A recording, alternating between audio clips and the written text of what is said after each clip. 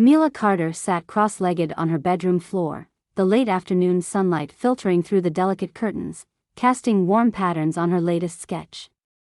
Her room was a haven of color and creativity, with walls adorned by mood boards filled with fabric swatches, architectural cutouts, and pictures of her favorite New York City landmarks. She flipped her pencil between her fingers, inspecting her design, a modern reimagining of a small-town diner, complete with pastel tones and sweeping curves.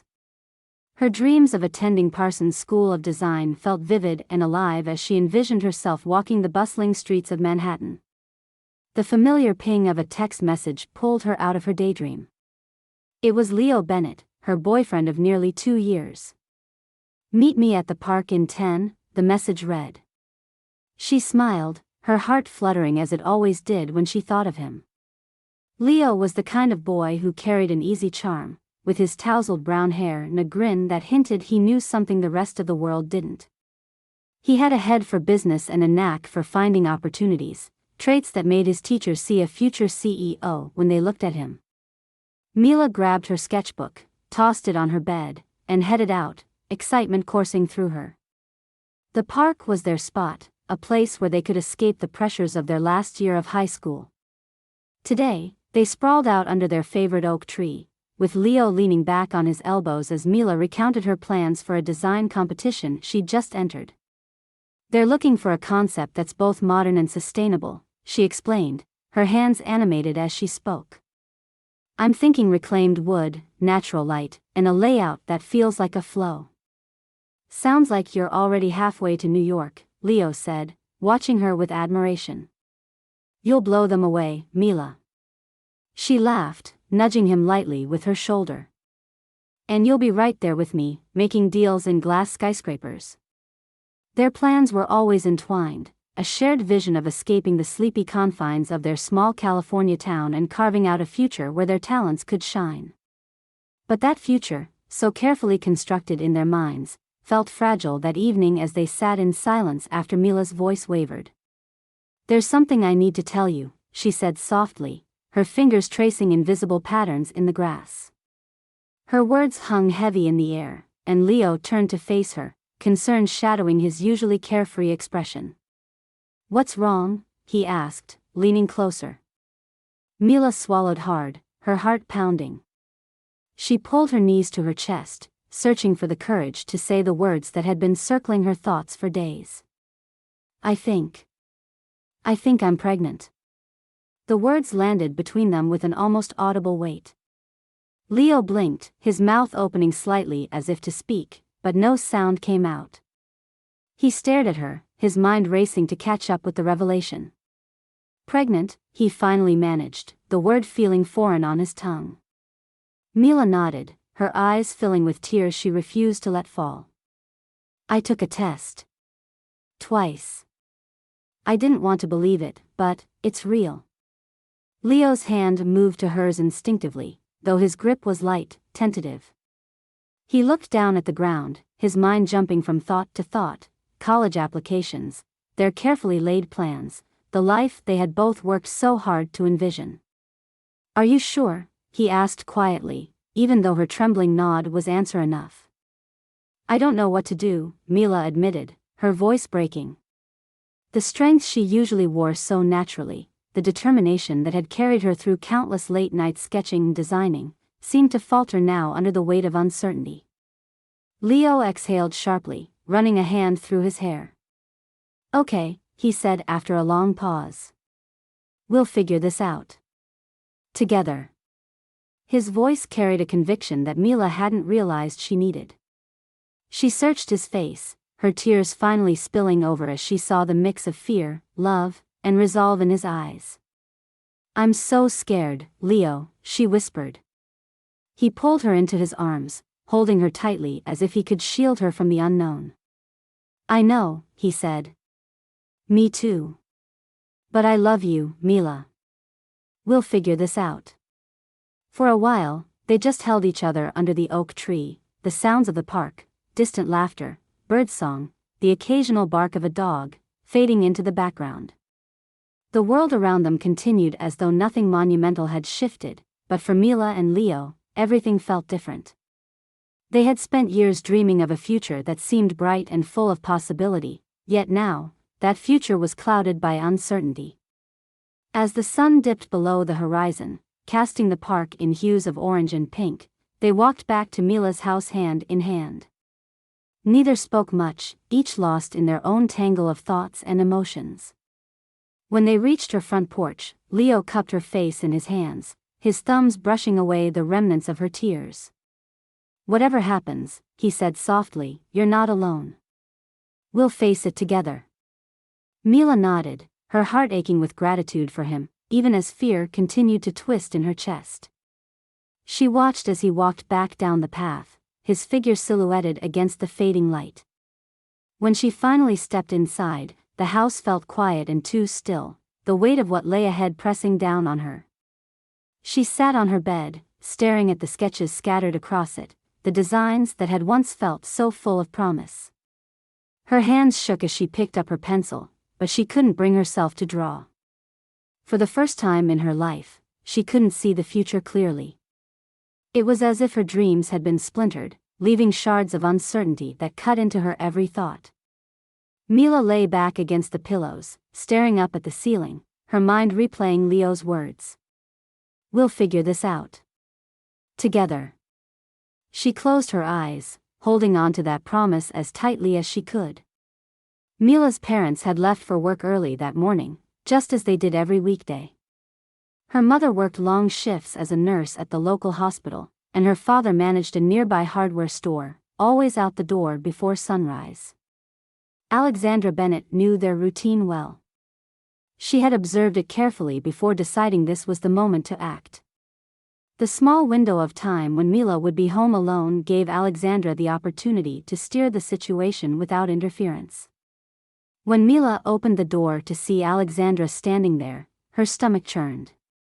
Alexandra's presence, always elegant and composed, felt out of place in the modest Carter home. Her tailored navy suit and perfectly coiffed blonde hair seemed to demand attention. Mila hesitated but stepped aside to let her in. Alexandra offered a thin smile and walked past her into the kitchen, where she placed her designer handbag neatly on the table and gestured for Mila to sit. "We need to talk," Alexandra began, her voice calm but unyielding. Mila sat across from her, gripping the edge of the chair. Alexandra's eyes scanned the room briefly before she leaned in, folding her manicured hands. "Leo told me about the pregnancy." Mila's cheeks flushed, and her throat tightened. I wasn't ready to tell anyone yet." "Well, now that it's out in the open, it's time to think about what happens next," Alexandra said smoothly, her tone carrying a practiced authority. "Mila, you're a talented girl. You have a future, a bright one. And Leo? He's worked so hard to get where he is. Both of you are standing at the edge of incredible opportunities. But a baby? That changes everything." Mila's lips parted to respond, but Alexandra didn't pause long enough for her to find the words. "Do you know what it's like, raising a child at your age? The sleepless nights, the financial strain, the sacrifices? Believe me, I've seen it. It's not a burden you want to take on right now." Tears stung the corners of Mila's eyes, but she blinked them away. I don't know what to do," she whispered. "That's why I'm here," Alexandra said with a smile that barely masked her determination. "I've already looked into some options. There are families, wonderful families, who would be honored to give this child a loving home. They can provide everything that you and Leo simply can't at this stage in your lives." Mila shook her head, her voice trembling. "It's not that easy. I don't know if I can just." Alexandra reached across the table and placed a hand on Mila's, firm but not harsh. "It's not easy, but it's the right thing to do. Think about it, Mila. Your dreams of studying design, Leo's plans for business school, all of that would be so much harder with a baby. You both deserve to live those dreams." Her words pressed down on Mila like a heavy weight. Alexandra leaned back in her chair, her expression softening. "Let me take care of the details." The process will be discreet, and you won't have to worry about anything. Just trust me. I promise you'll look back on this decision one day and see that it was for the best." Later that evening, Alexandra had a similar conversation with Leo in the quiet of their living room. He sat slumped on the couch, his head in his hands. When Alexandra eased down beside him, her voice was calm but resolute. "Leo, you know I want what's best for you," she began. "This isn't about being harsh or judgmental, it's about reality. A baby right now would derail everything you've worked for. You're not ready, and Mila isn't either. Let me help you both do what's best, not just for yourselves but for the baby too." Leo nodded reluctantly, the conflict in his heart clear in his weary expression. Alexandra's hand rested on his shoulder. "You have a bright future ahead of you. Trust me to handle this." Days later, Mila found herself sitting with her parents in their modest living room, her voice trembling as she explained the situation. Her father sat silently in his armchair, his brow furrowed as he processed her words. Her mother paced the floor, her emotions spilling over in a mixture of frustration and concern. "Why didn't you tell us sooner?" her mother asked, wiping her eyes with the corner of her sleeve. "I was scared," Mila admitted, her own tears starting to flow. Her mother sighed, sitting beside her and taking her hand. "We just want what's best for you," she said softly. "This is your life, Mila, and whatever you decide, we'll support you. But this isn't a decision to take lightly." Her father finally spoke, his voice steady but grave. "You're going to have to figure out what you want for your future, Mila. And whatever that is, we'll be here." The pregnancy itself was without complications, at least in the physical sense. Mila attended her classes and kept up with her sketches, though her once vivid dreams of New York felt like they belonged to someone else. The days passed in a blur for Mila and Leo. Their once playful conversations had turned into quiet, awkward exchanges, each one weighed down by the enormity of their decision. They barely spoke about their plans for the baby, both too afraid to confront the emotions swirling beneath the surface. One evening, they walked to the park, their hands loosely entwined. The oak tree where they had once shared their dreams of the future stood tall in the fading light, a reminder of the life they had imagined. This time, neither of them could bring themselves to sit beneath it. They stood in silence, staring out at the horizon, each lost in their own thoughts. The day was colder than usual for spring, with gray clouds hanging low in the sky. Mila sat in the sterile waiting room of the private clinic, her hands folded tightly in her lap. The faint hum of a nearby vending machine filled the silence, blending with the muffled sound of footsteps in the hallway. She glanced at Leo, who sat beside her, his elbows resting on his knees, his head bowed. Neither of them spoke. Words felt useless, too small to hold the enormity of what they were about to do. When a nurse appeared in the doorway and called Mila's name, her stomach dropped. Leo reached for her hand, his grip firm and steady as if it could anchor her in this moment. She stood slowly, her knees trembling beneath her, and together they followed the nurse down the corridor. The walls were pale and unremarkable, but to Mila, they seemed to close in around her, amplifying the weight of her decision. The room they entered was calm, with soft lighting and neutral colors, as though designed to make everything feel less clinical. But nothing could soften the edges of the reality before her. The nurse spoke gently, explaining what would happen, but Mila heard none of it. Her attention was on the tiny bundle in the bassinet near the bed. She moved toward it, her breath catching as she saw her baby's delicate features, so perfect and small. Tears blurred her vision, and she reached out to brush her fingers lightly against the baby's cheek. "She's beautiful," she whispered, her voice breaking. Leo stood behind her, his face unreadable, but his red-rimmed eyes betrayed the emotions he was trying to contain. Mila bent down, pressing a trembling kiss to the baby's forehead, her tears falling into the soft folds of the blanket. She tried to memorize every detail, the curve of her tiny nose, the softness of her wispy hair, the faint rise and fall of her chest. When the nurse gently stepped forward, Mila felt her heart shatter. The moment the baby was taken from her arms, a piece of herself went with it. Leo placed his hand on her shoulder as she turned away, unable to watch the nurse leave the room. They stood there together in silence, two people bound by heartbreak but already beginning to drift apart. The following weeks passed in a haze. Mila withdrew into herself, her once bright smile replaced by a quiet sadness that lingered no matter how hard she tried to push it away. Leo, unable to process his own grief, threw himself into preparations for business school. Their conversations grew shorter, more strained, as the weight of their shared loss created a chasm neither of them knew how to bridge. By the time summer ended, their relationship was barely intact. Mila boarded a flight to New York, where she would begin her studies at a prestigious design school. Her sketchbook became her lifeline, a place where she poured her emotions into intricate designs that spoke of longing and loss.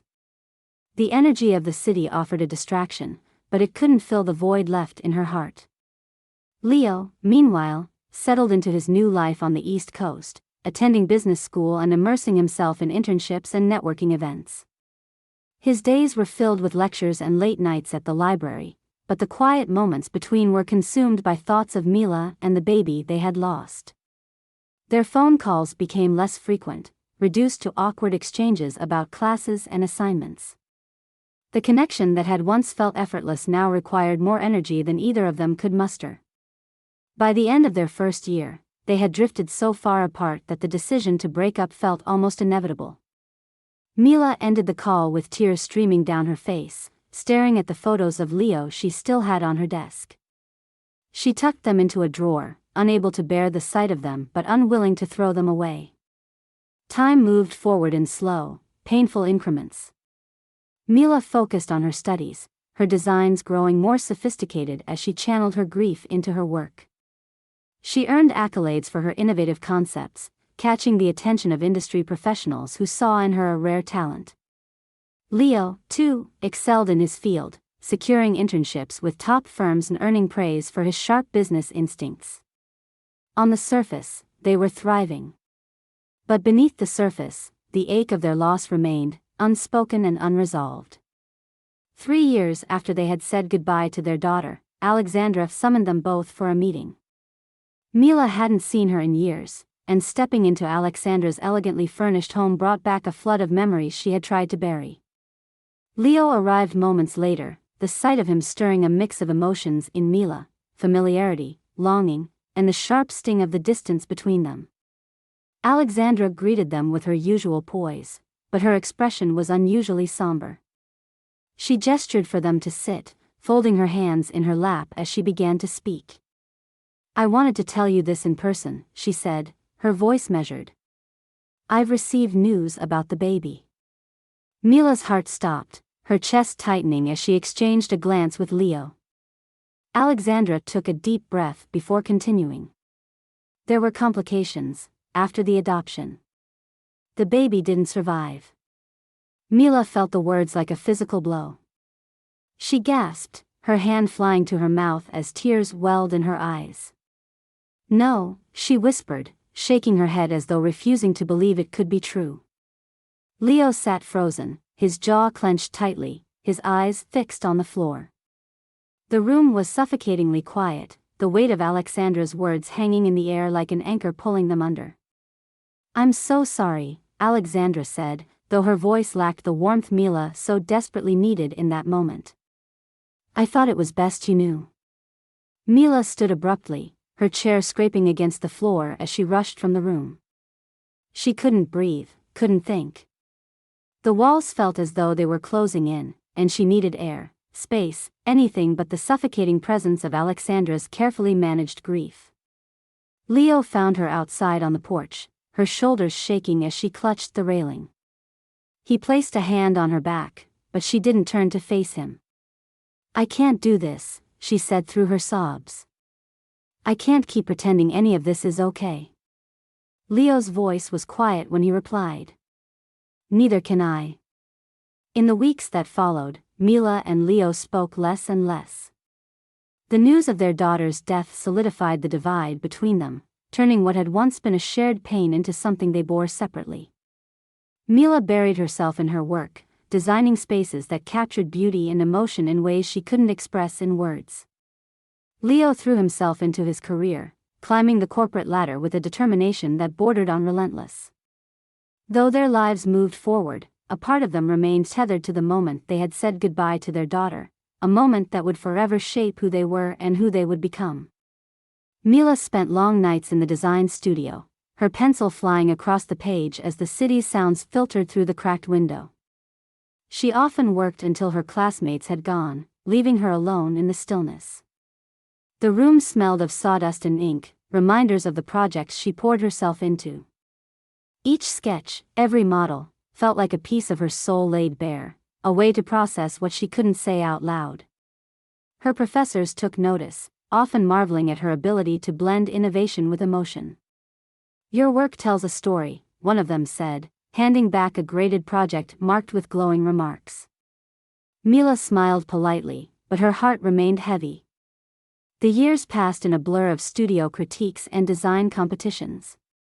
Mila graduated near the top of her class, her portfolio a striking collection of work that earned her offers from top firms across the country. She chose San Francisco, a city that seemed to hum with possibility. Its vibrant art scene and eclectic architecture provided inspiration, and the steady rhythm of its bustling streets became a soothing backdrop to her life. Mila quickly built a reputation for herself as a designer who could transform spaces into something more than functional. Clients were drawn to her ability to craft rooms that evoked emotion and captured stories.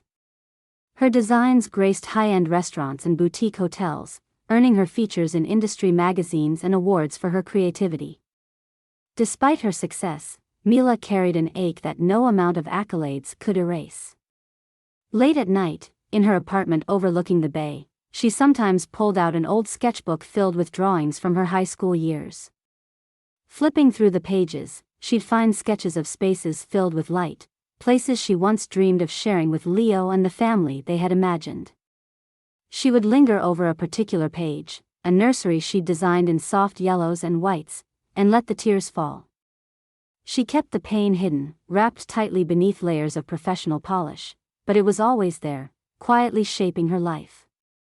Leo graduated from business school with a degree and a Rolodex full of powerful connections. He had always been good at making people believe in his ideas, a skill that earned him a spot at one of New York's most prestigious consulting firms. The long hours and high-stakes deals suited him, giving him little time to dwell on the past.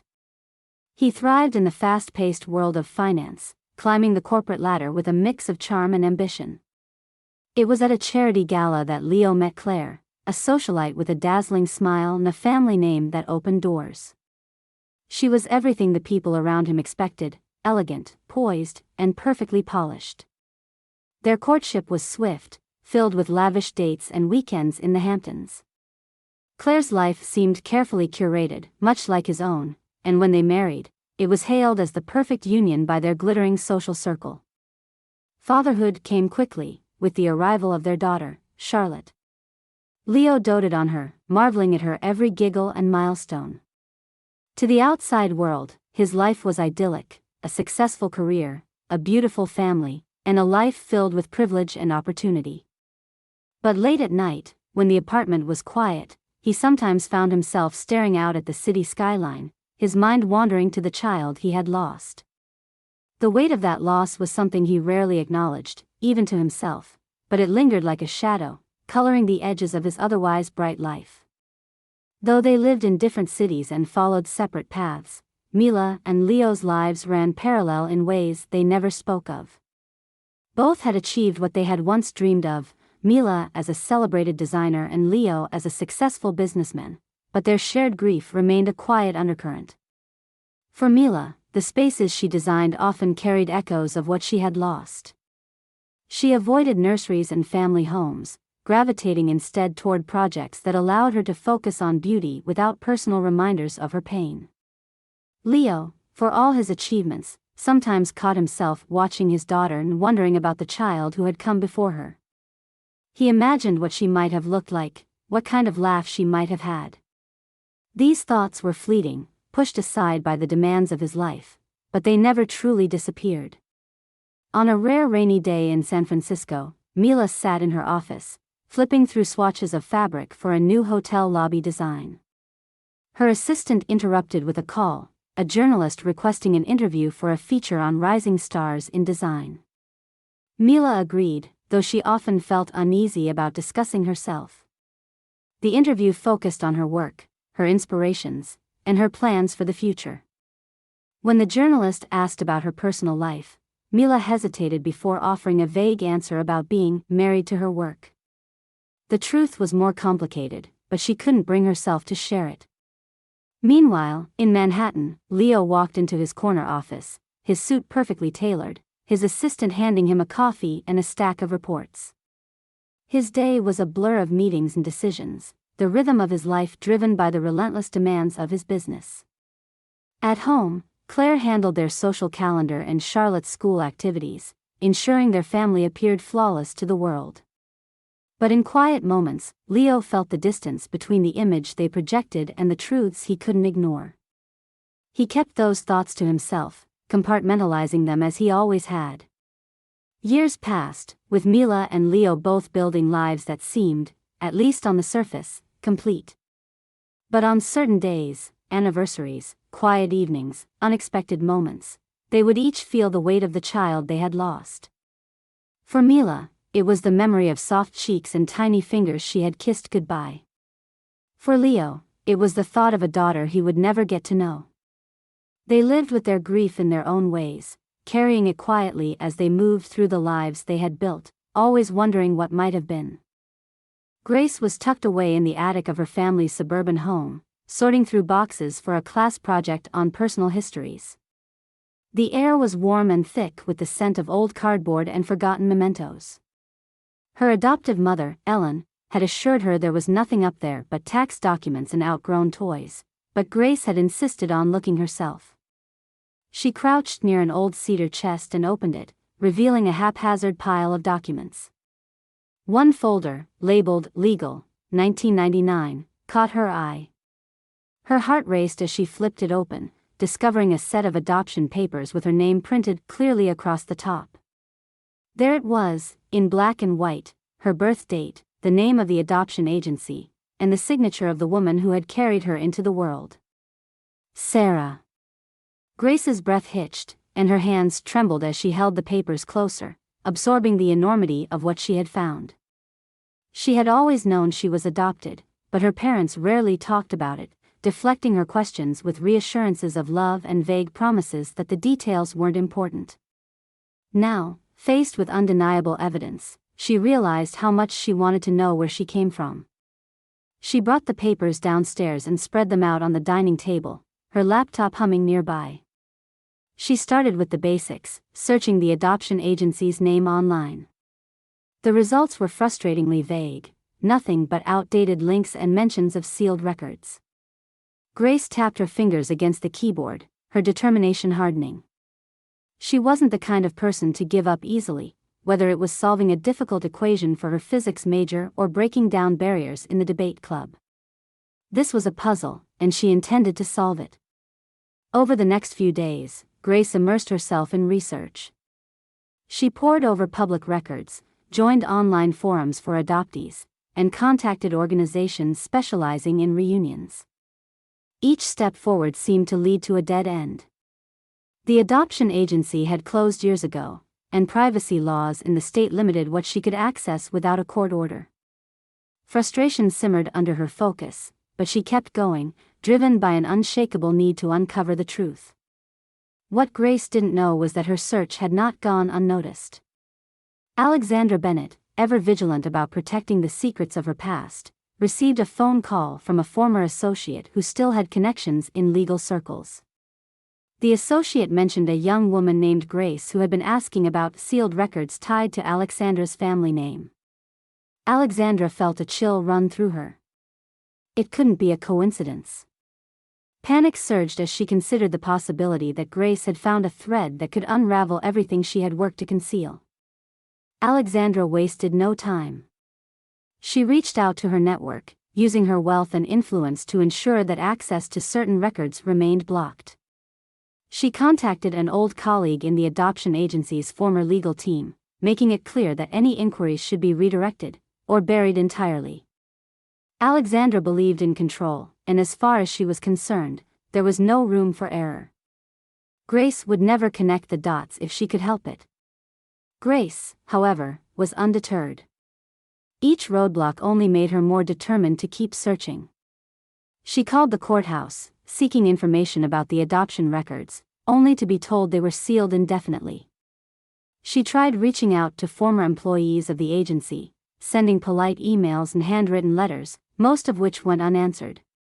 But then, a glimmer of hope arrived in her inbox, a response from a retired social worker who vaguely remembered her case. The email was brief, offering little more than a name, Alexandra Bennett. Grace felt a rush of adrenaline as she typed the name into a search engine. What came back was a cascade of articles, photos, and profiles. Alexandra was a prominent figure in business, frequently photographed at galas and featured in society pages. Her poised smile and pristine public image only deepened Grace's curiosity. Could this woman be connected to her birth parents? The more she read, the more questions arose. Her initial attempts to contact Alexandra were fruitless. Emails went unanswered, and the few phone calls she managed to place were intercepted by assistants who politely but firmly dismissed her inquiries. Grace could sense the resistance, which only fueled her resolve. If Alexandra Bennett didn't want to talk to her, then Grace would find another way. Grace dove deeper into her research, piecing together fragments of Alexandra's life from public records and social media. She mapped out connections, noting recurring names and events that seemed significant. It wasn't much, but it was enough to give her a faint outline of Alexandra's network. Late nights spent at her laptop turned into early mornings of scanning through articles and databases. Her desk became a cluttered sea of sticky notes and highlighted printouts, each clue bringing her a step closer to understanding. As weeks turned into months, Grace's determination began to take its toll. Her coursework demanded attention, and her friends noticed the shadow of exhaustion in her eyes. "You've got to take a break," her roommate, Clara, said one evening, handing Grace a mug of tea. "This is consuming you." Grace nodded absently, but she couldn't stop. Not when she felt so close. The turning point came during one of her late-night searches. Grace discovered an old yearbook from a high school near Alexandra's estate.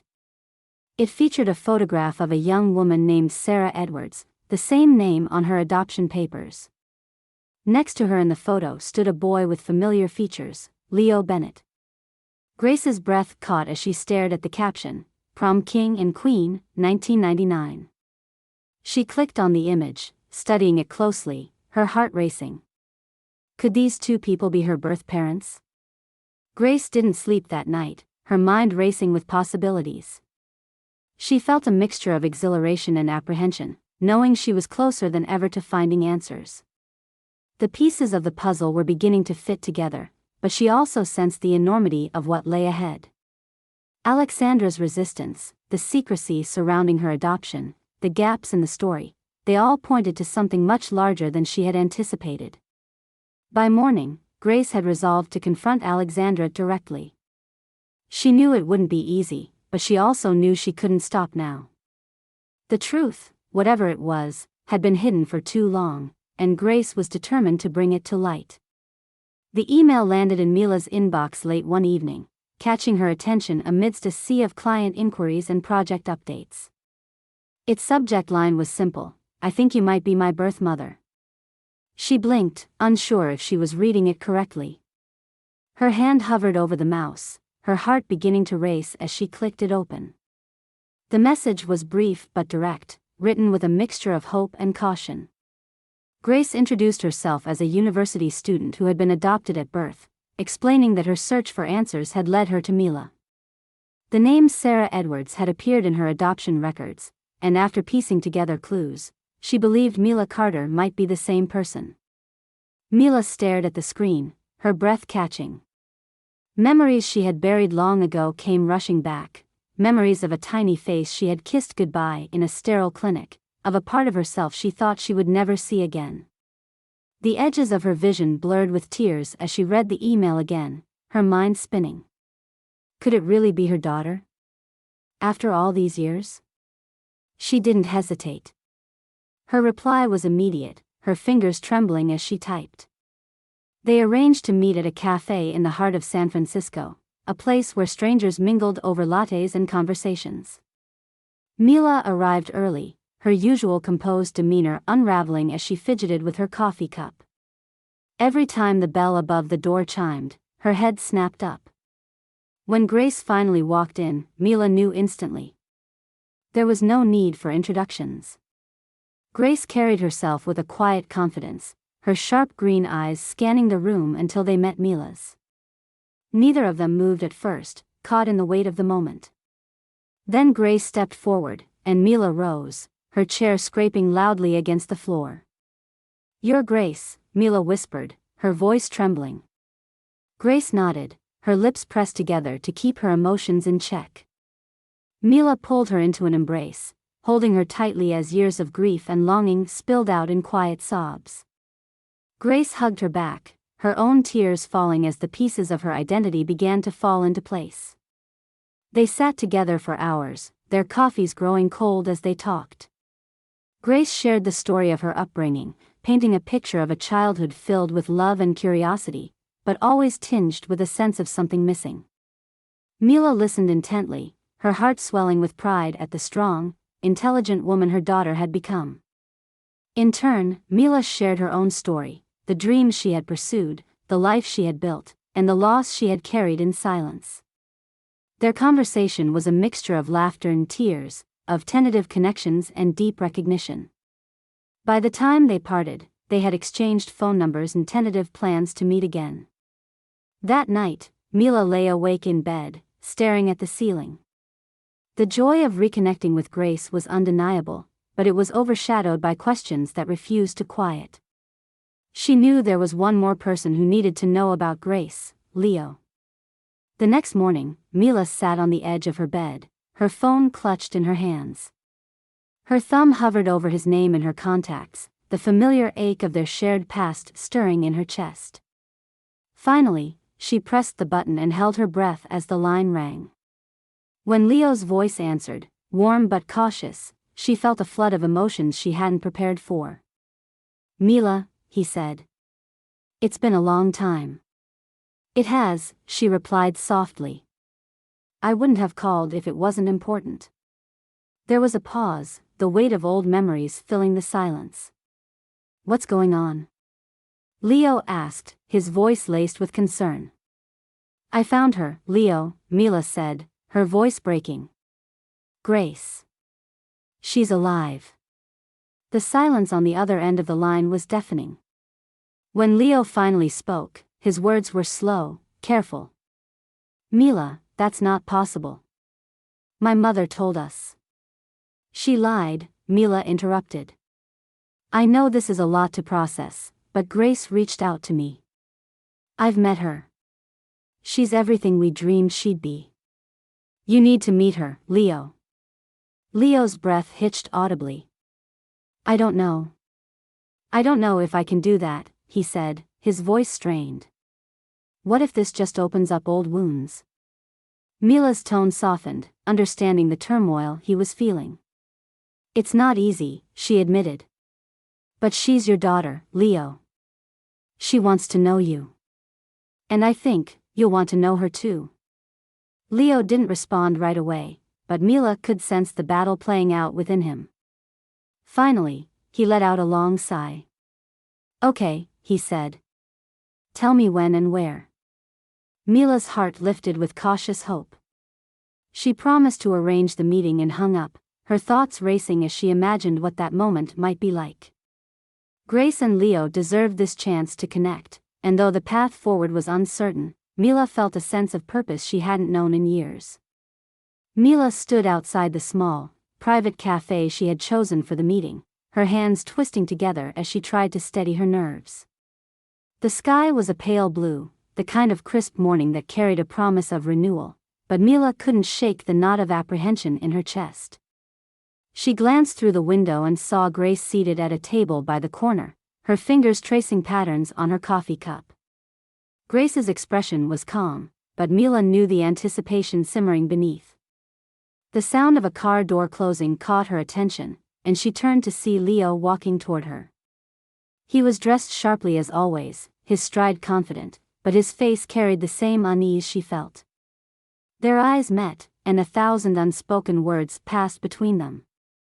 Mila gave him a small, encouraging nod, and they stepped inside together.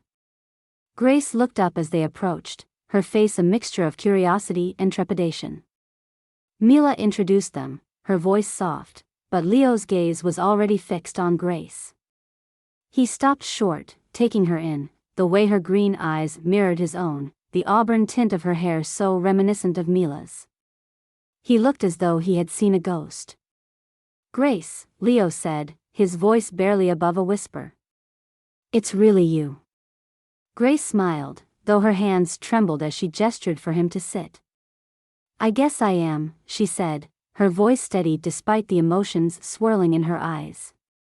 They sat together, a trio bound by history yet uncertain of how to bridge the chasm of years. The conversation began tentatively, with Grace sharing snippets of her life, her love for science, her adoptive parents' unwavering support, her determination to find the truth. Mila watched Leo carefully, noting the way his expressions shifted from wonder to guilt to quiet awe. As Grace spoke, Leo finally found his voice. "I had no idea," he said, shaking his head. "My mother, she told us you hadn't survived. She said it was for the best that we move on. I believed her because I didn't know how not to." The weight of those words settled heavily over the table. Mila reached out and placed her hand over his, grounding him in the moment. "She lied to all of us, Leo. But we're here now. That matters." Leo turned to Grace, his voice breaking. "I'm so sorry. For everything.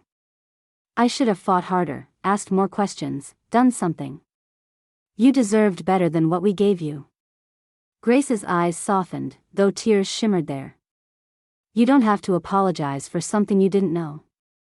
I spent a long time being angry at the idea of my birth parents, but meeting you both, it's hard to be angry now." They sat in that cafe for hours, the initial tension easing into a more natural rhythm as they shared their stories. Mila and Leo spoke of their teenage dreams and the choices that had shaped them, while Grace filled in the gaps of her journey, creating a tapestry of connection from the threads of their pasts. By the time they left, there was an unspoken understanding between them. This was the beginning of something they would rebuild together. But Mila knew that one chapter of this story remained unfinished. She called Alexandra later that evening, her voice steady but firm. "We need to talk," she said simply, and Alexandra, despite her cool demeanor, seemed to know resistance was futile. The next day, the three of them arrived at Alexandra's sprawling estate. The air inside was as controlled and polished as ever, the marble floors gleaming under chandeliers that cast fractured light across the room. Alexandra met them in the parlor, her face carefully arranged in an expression of detached curiosity. "Mila," she said, her voice smooth as silk. "And Leo. To what do I owe this unexpected visit?" Mila didn't waste time. "You know why we're here," she said, her tone laced with quiet anger. "You lied to us, Alexandra. You told me my daughter had died. You robbed Leo and me of years with Grace." Alexandra's expression flickered, a crack in her otherwise impenetrable facade. "I don't know what you think you're accusing me of," she said, her tone icy. "Everything I did was to protect this family." "Protect us from what?" Leo's voice was louder now, filled with a fury Mila had rarely heard from him. "From love? From knowing the truth? You made me believe my own child was gone, Alexandra. You made me live with that. How could you?"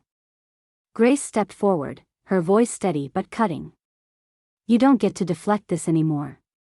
You took away my chance to know them, and for what? Your reputation?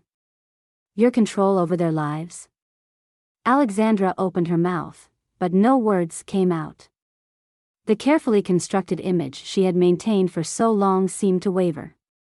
"You don't understand what it was like," she said finally, her voice quieter. "The choices I had to make. The expectations I had to uphold." "That doesn't excuse anything," Mila said firmly. "You didn't have the right to decide what was best for us. You didn't have the right to take Grace from us." The confrontation left Alexandra visibly shaken, but she didn't offer an apology. Instead, she retreated behind vague justifications and a tight-lipped composure. Mila, Leo, and Grace left the estate feeling both vindicated and hollow, the truth finally laid bare but without the closure they had hoped for. Word of the confrontation spread through Alexandra's carefully curated social circles, tarnishing the pristine image she had worked so hard to maintain. Invitations to galas grew sparse, her name whispered in tones of scandal. For someone who had built her life on reputation and influence, the consequences were devastating. Grace, meanwhile, found solace in the clarity of her identity.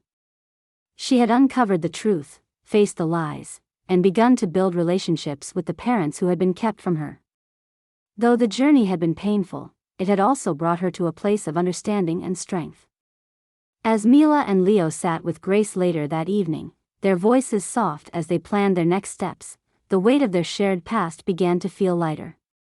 They couldn't change what had been taken from them, but they could decide how to move forward, together. Mila sat with Grace on a park bench overlooking a lively pond where ducks glided across the water. The late afternoon sun cast a soft glow over the scene, and children's laughter echoed from the nearby playground. Grace was sketching lazily, her strokes light but deliberate, as Mila admired the way her daughter's hands moved with an artist's natural instinct. The bond between them had grown strong over the past few months, each meeting deepening their connection and filling the spaces left by years apart. "I think this might be my favorite spot in the city," Grace said, glancing up from her sketchpad. Mila smiled. "It's always been a special place for me. Something about it feels peaceful." She paused, her gaze lingering on Grace's profile. "I love seeing you like this. Happy. Comfortable." Grace looked up, her green eyes soft. "I am happy, Mila. Knowing you, it's filled a piece of me I didn't realize was missing." They had created a rhythm to their relationship, one that was uniquely theirs. Mila introduced Grace to her world of interior design, taking her to project sites and showing her the creative process behind transforming spaces. Grace, in turn, shared her university experiences, her hopes for the future, and her life with her adoptive parents, Ellen and Mark, who had welcomed Mila with quiet kindness. The love between Grace and her adoptive family was evident, and Mila respected it deeply, grateful that Grace had been raised in a home filled with support and care. Meanwhile, Leo was navigating his own relationship with Grace, separate from Mila but no less meaningful. Their meetings were quieter, often centered around coffee shop conversations or walks through the park. Grace was careful not to disrupt his life with Claire and their daughter, Charlotte. The first time Grace met them both, the experience was overwhelming but ultimately positive. Claire, poised as always, greeted Grace warmly, her initial wariness giving way to sincere curiosity. Charlotte, a bright and inquisitive 9-year-old, was fascinated by the idea of having a half-sister and peppered Grace with questions. "You're really my sister?" Charlotte asked, her wide eyes studying Grace with unfiltered wonder. "I guess I am," Grace said, smiling at her. "Kind of cool, huh?" Charlotte nodded enthusiastically. "Do you like ice cream?" "I think sisters should share ice cream." Leo laughed, his voice lighter than Grace had ever heard it. "Then it's settled. Ice cream is now a family tradition." The joy of those moments was tempered by Leo's underlying guilt. He often found himself replaying the decisions of his youth, questioning whether he could have done more to prevent the years of separation. But Grace never let him linger in that space for long. "You can't change the past," she told him during one of their walks. "What matters to me is that you're here now." Leo worked to include Grace in his life without disrupting the balance he had created with Claire and Charlotte. While their family dynamic was complex, it evolved into something surprisingly harmonious. Claire, though initially protective of their privacy, admired Grace's strength and independence. She even offered advice about navigating high-pressure environments, drawing on her own experience as a socialite managing public expectations. For Grace, the duality of her relationships with Leo and Mila felt natural. With Mila, she found creative inspiration and a sense of shared history. They often spent hours exploring art galleries or flipping through Mila's old sketchbooks, laughing at her early attempts at bold, avant-garde designs. Mila encouraged Grace to embrace her creativity, often slipping small supplies into her backpack, new pens, notebooks, or watercolor sets. With Leo, Grace experienced a quieter bond rooted in curiosity and discovery. She loved hearing his stories about business ventures, how he had built his company from the ground up, and the lessons he hoped to pass on to Charlotte. While Leo's world was vastly different from Mila's, Grace cherished the time she spent with him and his family, appreciating the new perspectives they brought to her life. Mila and Leo remained cordial, their interactions centered around updates on Grace or the occasional shared memory of their youth. Though they had once imagined a future together, they now understood that their paths had diverged too far to meet again. Their shared history was a foundation, but it wasn't a bridge to something more. One evening, Mila called Leo to share a story about Grace's recent accomplishment, a prize she had won for a university project. "She's so much like you," Mila said, her voice warm. "Determined. Focused." Leo chuckled softly. "She gets her creativity from you. She told me about the mural project you helped her with. She couldn't stop raving about how fun it was." "She's amazing," Mila replied, a trace of emotion in her tone. "We did something right, Leo. Even if we didn't know it at the time." "Yeah," he agreed. "We did." As for Alexandra, her life continued its downward spiral. The exposure of her lies had permanently damaged her social standing, and the whispers of scandal followed her everywhere. Invitations to exclusive events vanished, and even those she had considered close allies began to distance themselves. Alexandra retreated into the solitude of her grand estate, her attempts to justify her actions falling flat even to herself. She had built her life on control and appearances, and now that foundation had crumbled. Grace thought of Alexandra rarely, focusing instead on the relationships she was building. She felt no need for revenge or retribution, finding closure in the bonds she was creating with Mila and Leo. Her journey had been painful, but it had brought her to a place of belonging that she hadn't known before. At Grace's graduation, both Mila and Leo attended, sitting on opposite sides of the auditorium. Mila cheered loudly when Grace's name was called, her hands clapping with pride as she watched her daughter cross the stage. Leo smiled broadly, his hand resting on Charlotte's shoulder as she jumped up and down, waving a tiny banner that read, "Congratulations, Grace." Later, at a small celebration Mila hosted in her apartment, Grace looked around at the people who had come to support her. Ellen and Mark chatted warmly with Mila, while Leo and Claire helped Charlotte arrange balloons near the kitchen. The atmosphere was light, filled with laughter and warmth, and for Grace, it felt like a reflection of the new life she was building. As the evening wound down, Grace stood on the balcony with Mila, watching the city lights twinkle against the darkening sky. "Thank you," Grace said, her voice soft. "For what?" Mila asked, brushing a strand of hair from Grace's face. "For being here." "For everything," Grace replied. Mila pulled her into a hug, her heart full. "I'll always be here," she said. Though their family was unconventional, it was theirs. Bound by love, truth, and the shared commitment to move forward, they embraced the future with open hearts, each step a testament to the bonds they had forged.